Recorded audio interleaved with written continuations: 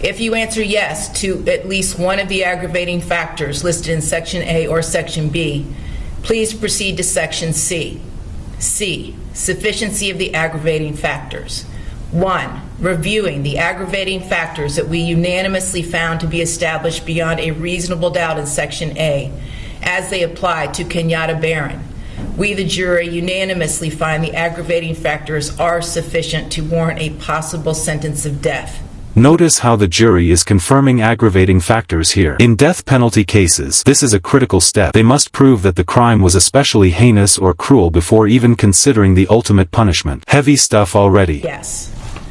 2, reviewing the aggravating factors that we unanimously found to be established beyond a reasonable doubt in Section B, as they apply to Ronivia O'Neill. We, the jury, unanimously find the aggravating factors are sufficient to warrant a possible sentence of death. Yes. D, mitigating circumstances. One or more individual jurors find that one or more mitigating circumstances was established by the greater weight of the evidence. Yes. Eligibility for the death penalty for count 1. And there's the twist. Despite those aggravating factors, the jury said no to the death penalty. It's a reminder that death qualified doesn't mean death guaranteed. What do you think was life without parole the more just outcome here? 1, Kenyatta Barron. We, the jury, unanimously find that the aggravating factors that were proven beyond a reasonable doubt in Section A outweigh the mitigating circumstances established Section D above as to count 1. No. F, eligibility for the death penalty for count 2, Ronivia O'Neill. We, the jury, unanimously find that the aggravating factors that were proven beyond a reasonable doubt in Section B outweigh the mitigating circumstances established Section D above as to count 2. No. If your vote to impose death is less than unanimous, the trial court shall impose a sentence of life without the possibility of parole. This is called polling the jury. Each juror confirms the verdict out loud to ensure there's no mistake or second guessing. It also adds drama. Imagine being in that courtroom as one by one they're asked to stand by their decision. This 25th day of June 2021, signed by the foreperson. All right, I'm now going to poll the jury. And again, I'm going to do it by initials and juror number, okay? Members of the jury, we're going to ask each of you individually about the verdict that you have just heard. The question pertains to whether the verdict, as read by myself, was correctly stated. Beginning with juror number 1, initials LR.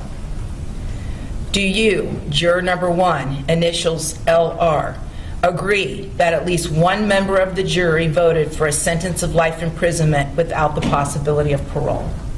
Yes. Juror number 4, initials MD. Do you agree that at least one member of the jury voted for a sentence of life imprisonment without the possibility of parole? Yes, Your Honor. Juror number 7, initials RC. Do you agree that at least one member of the jury voted for a sentence of life imprisonment without the possibility of parole? Yes, Your Honor. Juror 9, initials HW. Do you agree that at least one member of the jury voted for a sentence of life imprisonment without the possibility of parole? Yes, Your Honor. Juror 12, initials ME. Do you agree that at least one member of the jury voted for a sentence of life imprisonment without the possibility of parole? Yes. Juror number 13, initials JP. Do you agree that at least one member of the jury voted for a sentence of life imprisonment without the possibility of parole? Yes, ma'am. Juror 16, initials NS. I'm going to take that phone if it goes off again. Do you agree that at least one member of the jury voted for a sentence of life imprisonment without the possibility of parole? Yes, Your Honor. Juror 18, initials ES.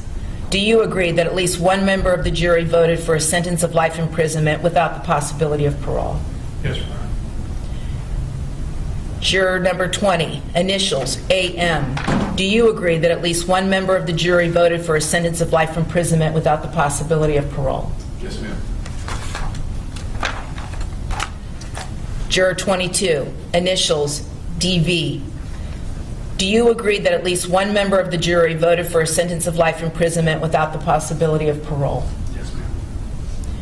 Juror number 26. Judges often give a heartfelt thank you to jurors after trials like this. Think about it, ordinary citizens had to decide the fate of a man in a capital case. That weight doesn't go away when they walk out of the courthouse. Initials KW. Do you agree that at least one member of the jury voted for a sentence of life imprisonment without the possibility of parole? Yes.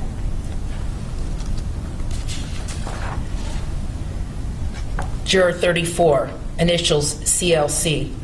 Do you agree that at least one member of the jury voted for a sentence of life imprisonment without the possibility of parole? All right, so I've got one set of final formal instructions to read to you all. Ladies and gentlemen, I wish to thank you for your time and consideration of this case. I also wish to advise you of some very special privileges enjoyed by jurors.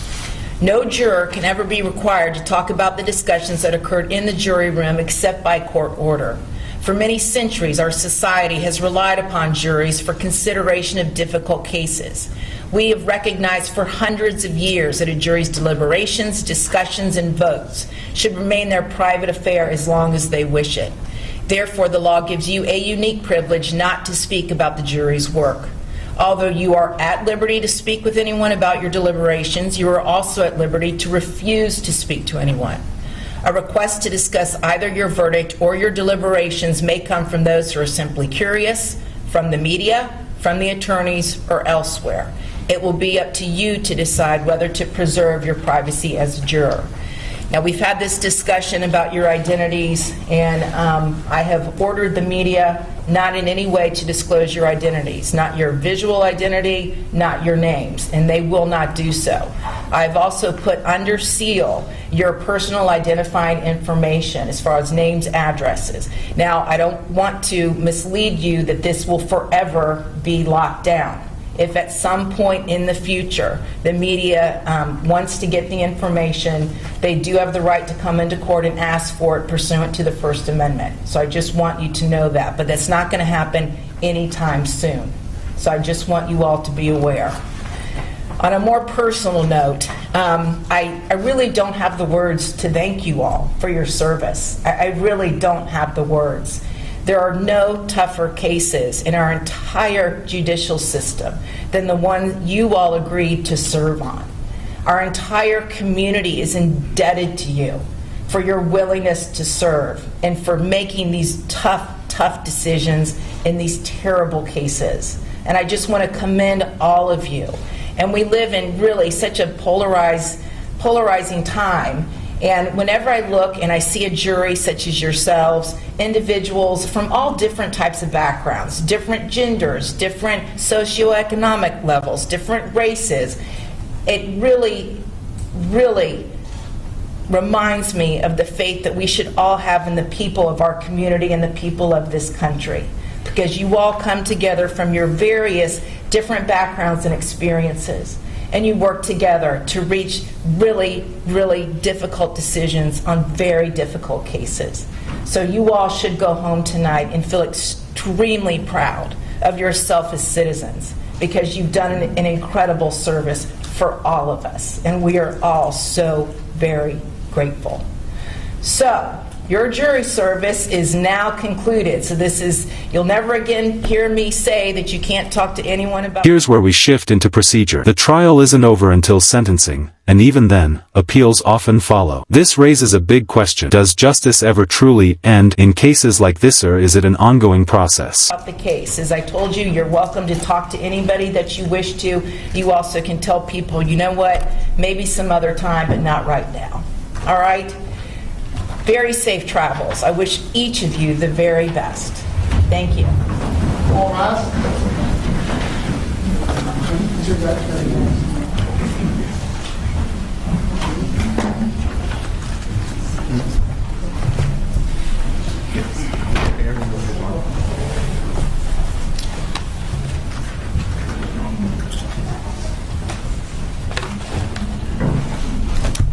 Okay, very good. Everyone have a seat. So, Mr. O'Neill, even though the sentence is not in dispute, I am going to set your sentencing off, your official sentencing date, because I anticipate there will be post-trial motions, and I will hear those at the same time.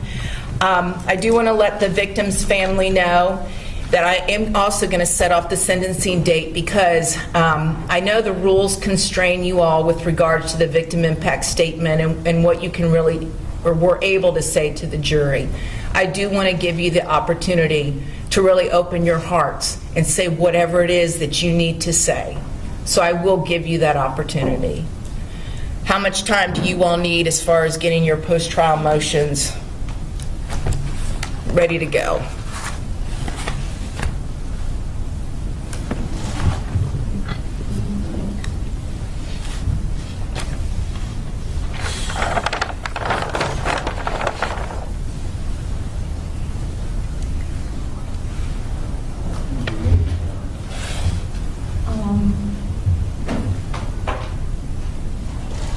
What kind of time frame was Your Honor looking at? Like 30 days or so. Okay.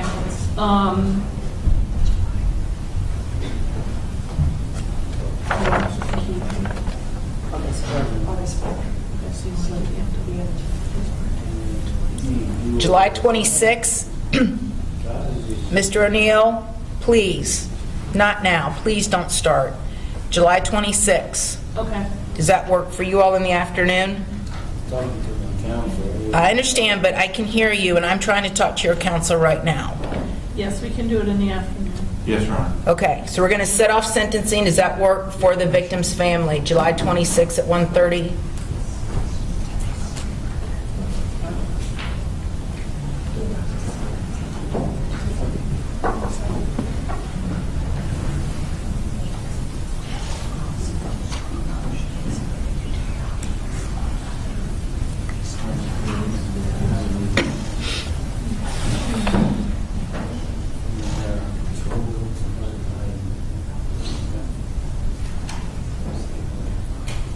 They apparently have a conflict on that date, Your Honor, on the 26th. Okay.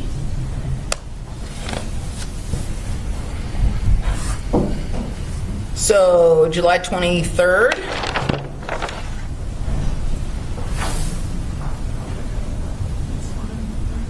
It's okay for the state, Your Honor. July 23rd? All right. Then we're going to set sentencing for July the 23rd at 10 a.m. in the morning, and the sentencing will actually be in my regular courtroom, courtroom 10, over in the other courthouse. It won't be here. Yes, Your Honor. What was the time again, Judge? 10 a.m. All right. Anything further from the state or from the defense? No, Your Honor. Okay. Very good. Thank you. All rise. Court's adjourned.